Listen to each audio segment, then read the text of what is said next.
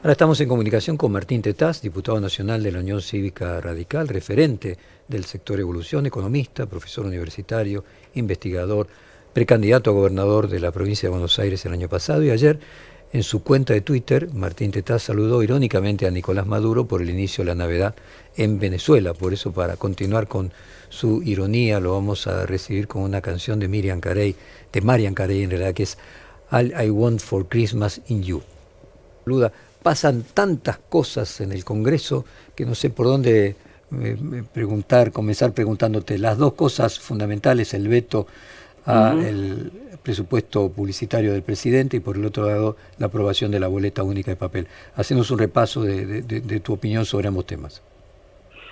Bueno, efectivamente, buen día Jorge, efectivamente hoy es el evento más importante, es la marcha que se va a llevar adelante para resistir ese veto del presupuesto, porque no hay realmente ningún tipo de razón ni presupuestaria, ni, bueno, la única razón que uno podría efectivamente tener es la intención de afectar o de perjudicar al sistema de universidades públicas, que el presidente lo ha manifestado en muchas oportunidades, que no le gusta, que él preferiría que todo el sistema universitario funcionara con los aportes privados de la gente, igual que que el sistema de salud. Entonces no comprende que, es extraño porque es economista, y no comprende que el Estado ya se queda con más de la mitad de lo que vos ganás después por impuestos, y que lo mínimo que puede darle a la clase media, ya es un Estado que está fracasado y que ya no le da a la clase media prácticamente ni salud ni educación, porque masivamente, por ejemplo, la mitad de la matrícula de la ciudad de Buenos Aires se va a la escuela privada,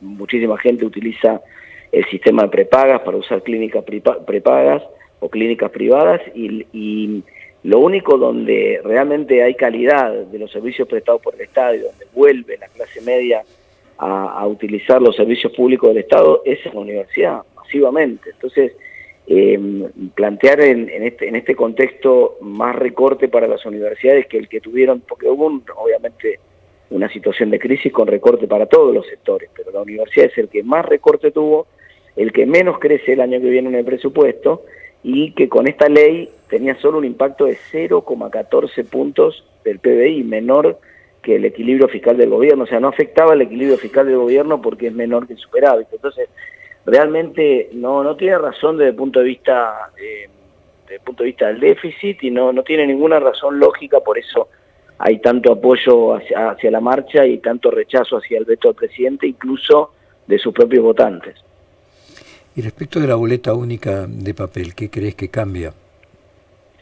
Bueno, ese fue un avance muy importante que conseguimos ayer, y que creo que lo que va a cambiar es que va a terminar con buena parte del clientelismo en la provincia de Buenos Aires, porque vos tenías un problema. Mira, te voy a poner un ejemplo muy concreto: La Matanza. La Matanza tiene 50 kilómetros de profundidad a lo largo de la Ruta 3, y cuando nosotros teníamos que fiscalizar la elección de La Matanza había que elegir qué pedazo de La Matanza fiscalizabas y qué pedazo no. Entonces, y después cuando pasaban cosas como pasó en la diferencia entre la PASO del año 2019 y la elección general, que uno no podía fiscalizar una escuela en una y sí en la otra, la diferencia era abismal. Es decir, había mucho fraude electoral en las escuelas que no se podían fiscalizar, y entonces eso ahora con la boleta única papel, bueno, se limita bastante. Ya no te pueden robar la boleta, ya no tenés que estar llegando con una boleta, ya es la misma boleta para todos.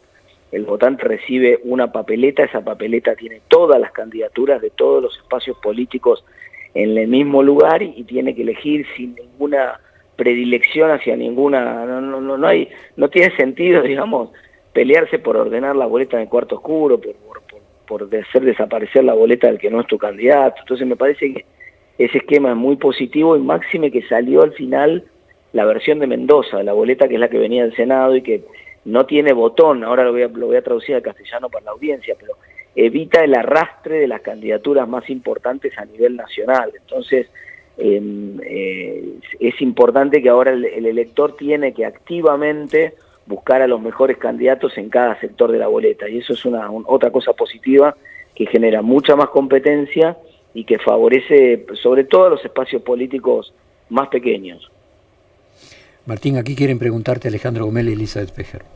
Claro. ¿Qué tal, Martín? Muy buenos días. Buen día. ¿Cómo es lo que se viene en cuanto, bueno, lo que se va a replicar, lo que fue el tema jubilatorio? Digo, si cumple la promesa el gobierno, va a haber veto seguramente en el boletín oficial que sale esta noche, vuelve al Congreso. Y ahí están los 2/3 para insistir. ¿Lo ves factible esta vez? Incluso Cristian Ritorno, el jefe de bloque del PRO, dijo, tenemos que conversarlo, no sabemos qué vamos a hacer. ¿Qué ves? ¿Qué panorama ves de lo que se viene en el Congreso?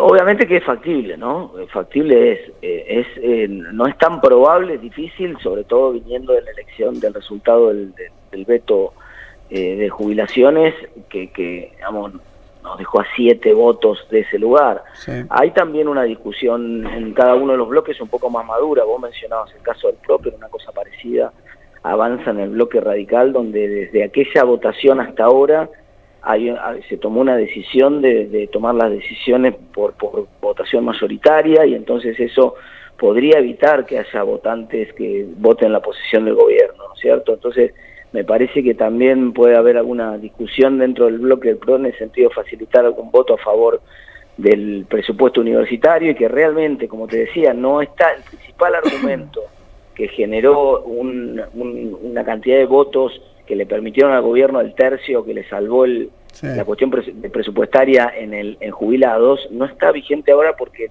impacto es mucho más pequeño. Entonces me parece que uno no pierde la esperanza, no quiero tampoco ilusionar a todo el mundo, va a ser una batalla compleja. Ahí lo que el gobierno, entonces más que lo presupuestario, es una decisión política, es decir, nosotros le bajamos una ley que me quiere imponer el Congreso. No, el presupuesto, el gobierno está equivocado porque ellos mismos prorrogaron el presupuesto del 2023, que tiene un artículo que es el antepenúltimo de esa ley de presupuesto 2023, que establece un piso para el presupuesto de la función de educación de 1,33% del PBI. No lo pusimos nosotros, lo puso el propio gobierno. Entonces, el gobierno, no, lo único que le estamos pidiendo es que el gobierno cumpla con la ley de presupuesto que tiene vigente. Por eso digo, si desde lo presupuestario no vale el argumento que da el gobierno, digo, ¿por qué el gobierno va con el veto, digamos? Porque el gobierno no cree en el sistema de universidades públicas, en realidad no cree en la educación pública. El gobierno cree, lo dijo el presidente muy claramente el otro día en el Congreso, el presidente cree que su gobierno y el gobierno nacional en general tiene que ser tiene que converger hacia la función de un Estado gendarme que solo provea como el club de fútbol, ¿no? Defensa y justicia. Entonces, si es un Estado gendarme de esas características, no está en la palabra del presidente el otro día en el Congreso, no figuraba ni la salud ni la educación. Entonces, obviamente, no todo lo que él pueda desentenderse del financiamiento de la educación y de la salud lo va a hacer. Eli. Martín, buenos días. La semana pasada, a instancias de una iniciativa tuya, había consenso en el Congreso, incluso con el oficialismo, para avanzar con este proyecto de ley que buscaba de alguna manera limitar las reelecciones en los sindicatos y también las denominadas cuotas solidarias que se cobran compulsivamente incluso a trabajadores que no son afiliados. Sin embargo, por una orden del gobierno, el oficialismo decidió no acompañarlos y no avanzar con esta discusión en el Congreso. El lunes incluso Francos, el jefe de gabinete, y Santiago Caputo, el principal asesor del presidente, se reunieron con la CGT y ratificaron esto. ¿Por qué cambia así el gobierno? Yo creo que por pragmatismo, ¿no? Honestamente creo que por pragmatismo liso y llano, porque incluso esta era una agenda que el propio presidente también había planteado. No es, sí, el 1 de mayo. Claro, el 1 de marzo, perdón.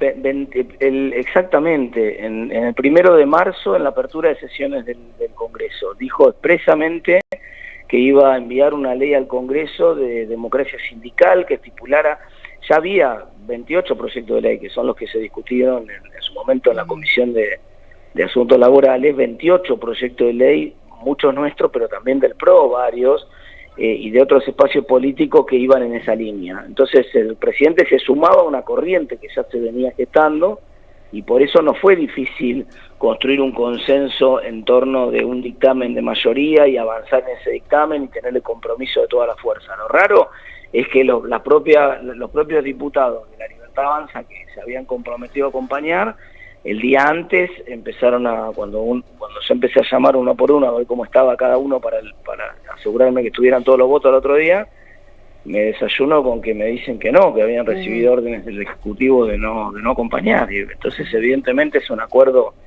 a todas luces después con el encuentro en la propia Casa de Olivos de los sindicatos, es un acuerdo de gobierno con los sindicatos que priorizó otra cosa, por encima de su agenda, por encima de su compromiso con los votantes.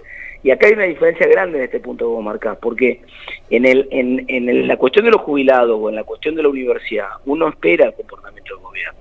De hecho, el gobierno, si pudiera, probablemente te la cerraría a las universidades, porque va con su línea argumentativa, va con su línea de discurso, va con lo que le pide su propio votante, tal vez. Pero en el caso de los sindicatos, su propio votante masivamente le está pidiendo que le ponga límites a los sindicatos. Y el gobierno se había comprometido en esa agenda y después, bueno, hace un acuerdo político y termina negociando con los sindicatos con los que se había comprometido. ¿Y qué negocia? Bueno, ¿cómo? Vos hablabas de pragmatismo, de acuerdo, digo, ¿qué es lo que negocia? ¿Paz social? ¿Qué negocia? Bueno, uno lo que se imagina, tratando de pensar bien, ¿no? Es que debe ser eso, debe ser un acuerdo por cierta paz social, cierta que le quite el apoyo a la marcha universitaria. Vos pensás que los gremios representan, los dos gremios, tanto las dos centrales, la CGT y la CTA, sí, representan a gremios docentes y gremios no docentes respectivamente, y entonces eso obviamente también convoca y engrosa la marcha como pasó en la marcha anterior, en defensa del presupuesto universitario. Eso uno podría pensar, el gobierno quiere debilitar la marcha, el gobierno quiere evitar un paro nacional o quiere debilitar un futuro paro nacional, el gobierno tuvo algún tipo de amenaza de algún sector sindical, no sé porque realmente es una cosa que nos dejó a todos sin palabras y que no lo pueden explicar ni siquiera ellos dicen, no es el momento, sí, pero no es el momento, es un argumento ridículo en la política, el momento es cuando tenés los votos, no hay otro momento, digamos. ¿Cuándo va a ser el momento? Cuando pierdan 15 puntos de imagen positiva y los sindicatos le pasen por arriba, ¿ese va a ser el momento? Jorge. A ver, Martín, déjame entender cuál es tu pronóstico del futuro del mapa político. ¿Qué te imaginas que va a pasar con el gobierno, con este pronóstico que vos hacés, que bueno, también es compartido? ¿Qué imaginas que va a pasar con la oposición? ¿Cómo se va a rearmar el espacio político? ¿Cómo te imaginas 2025 y 2027? Sé que es una pregunta muy difícil, pero al mismo tiempo sí, apelo a tu capacidad de orden crítico científico. Nosotros estamos en una trampa de la que tenemos que tratar de salir, ¿no? Es esa trampa de que la política se construye en la cabeza de la gente, o del votante mediano por lo menos, en categorías dicotómicas, y nosotros buscamos una tercera categoría, que no existe en ninguna parte. Entonces buscamos construir o ir argumentativamente y en nuestra acción por una tercera línea, acompañamos las cosas que nos parecen bien del gobierno, le ponemos límites en el Congreso, al mismo tiempo tampoco somos el kirchnerismo que bloquea todo, no queremos que vuelva al kirchnerismo, queremos que le vaya bien al gobierno, pero no nos gusta lo que el gobierno hace, por ejemplo, en materia de educación, en materia de salud y en materia de infraestructura.